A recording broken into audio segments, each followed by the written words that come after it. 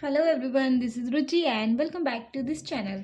Today in this session we are going to continue with exercise 10.2 of chapter 10 circle.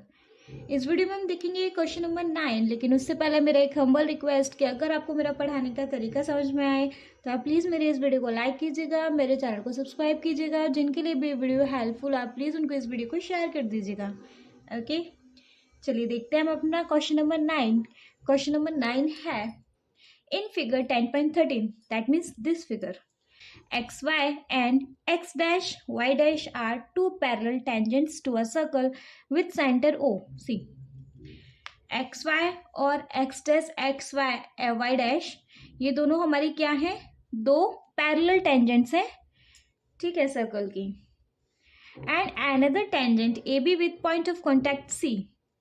एक हमारी third tangent कौन सी है, A B है with point of contact C, intersecting xy at A and x dash y dash at B। Clear दिख रहा है, xy को ये इंटरसेक्ट कर रहा है xy को, और x dash y dash को B इंटरसेक्ट कर रहा है, ठीक है। Prove that angle AOB is equal to 90 degree. Proof करना है AOB इज इक्वल टू हमारा 90 डिग्री है या नहीं है, मतलब लेकिन ये प्रूफ करना है। ऐसा कैसे कर सकते हैं, देखो सबसे पहले तो हम इसमें थोड़ी सी कंस्ट्रक्शन कर लेते हैं कि ये हमारा पॉइंट ऑफ कांटेक्ट है, तो हम इसको ये ज्वाइन कर लेंगे, ठीक है।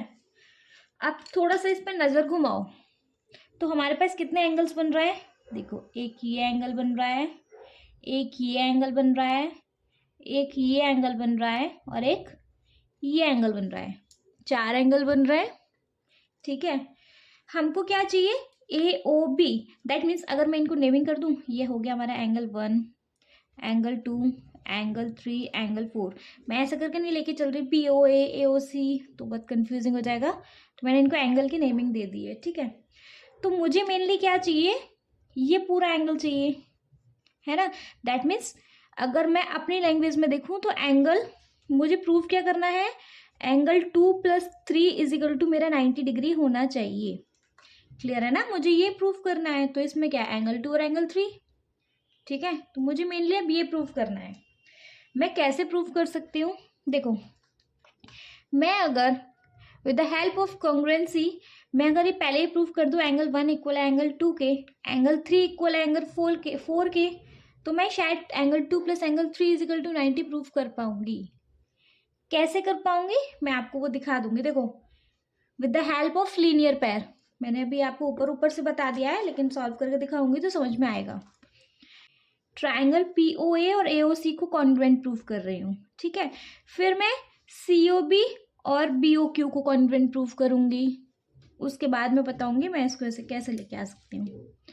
पहले मैं ट्राइंगल ले रही हूँ, in triangle POA and triangle COA क्या क्या कंडीशन देख सकती हूँ, देखो इन दोनों ट्राइंगल में AO कॉमन है, AO या OA, तो OA is equal to OA common है हमारी, क्लियर है ना। नेक्स्ट क्या देख सकती हूँ मैं, OP is equal to OC equal है, क्यों है भाई, सॉरी सर्कल की रेडियस है तो इक्वल होंगी, तो OP is equal to OC radius of a circle है, ठीक है। नेक्स्ट अगर मैं एक्सटर्नल पॉइंट देखूं A, तो A से हमारी दो टेंजेंट पास हो रही हैं, AC और AP। तो फ्रॉम थ्योरम 10.2 अगर हमारा एक्सटर्नल पॉइंट है तो उससे जो भी दो टेंजेंट पास हो रही हैं वो दोनों कैसी होती है हमारी, इक्वल। तो मैं यहीं से ये लिख सकती हूँ AP is equal to AC हो सकता है, क्यों हो सकता है भाई, फ्रॉम थ्योरम 10.2 एक्सटर्नल पॉइंट से अगर दो टेंजेंट्स आ रही हैं तो वो दोनों इक्वल होंगी, ठीक है। नाउ बाय SSS कंडीशन मैंने ट्राइंगल POA को कॉन्ग्रुएंट प्रूफ कर दिया है ट्राइंगल COA के, तो मैं CPCT से ये चीज़ लिख सकती हूँ कि मेरा एंगल 1 एंगल 2 के इक्वल होगा। समझ में आई ये चीज़, चलो अब मैं इन दोनों ट्राइंगल को ले रही हूँ, तो जिससे मैं एंगल 3 को एंगल 4 के इक्वल कर सकती हूँ। ठीक है, अब मैं वही चीज़ ले रही हूँ ना, इन ट्राइंगल, क्या ट्राइंगल है हमारा, BOC एंड ट्राइंगल BOQ। ठीक है जी। तो देखो OB दोनों में कॉमन है, तो मैं पहले कॉमन की लिख लूँ, OB is equal to OB common है। नेक्स्ट क्या है हमारा, OB कॉमन हो गया, OC और OQ सर्कल की रेडियस है, तो ये दोनों भी इक्वल होंगी। OC is equal to OQ, circle की क्या है ये रेडियस, तो इसलिए कॉमन हो इक्वल होंगी। नेक्स्ट क्या, देखो B एक्सटर्नल पॉइंट देखो, तो इससे हमारी BC और BQ जा रही है, तो ये हमारी इक्वल हो जाएंगी। BC इज इक्वल टू हो जाएगी हमारी BQ के। क्यों इक्वल हो जाएगी भाई, थ्योरम 10.2 से देखा है हमने कि एक एक्सटर्नल पॉइंट है सर्कल का, तो उससे जो भी दो टेंजेंट पास आउट हो रही हैं वो हमारी इक्वल होंगी। ठीक है, फिर भी कोई डाउट हो तो आप मुझे कमेंट सेक्शन में कमेंट करके पूछ लेना। बाय ऐसे ऐसे कंडीशन मैंने प्रूफ कर दिया कि BOC कॉन्ग्रुएंट है हमारा BOQ के। तो छोटा छोटा लिखूँ नहीं तो पेज खत्म हो जाएगा। बाय CPCT मैंने प्रूफ कर दिया एंगल 3 इक्वल है एंगल 4 के। ये हमारा प्रूव हो गया।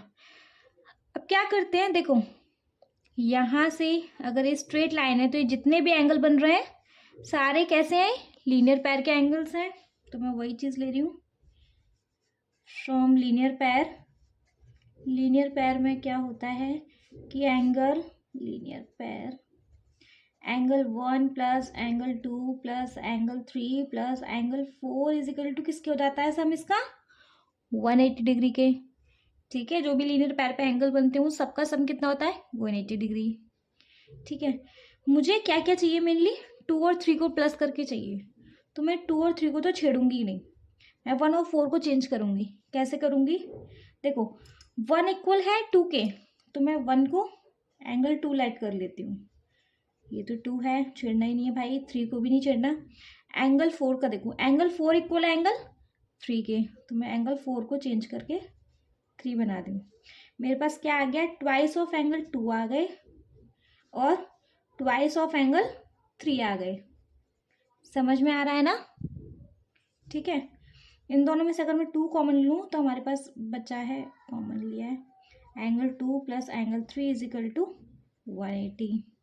यहाँ कर दूँ ना, जरा सा ही बचा है, angle 2 plus angle 3 is equal to 180।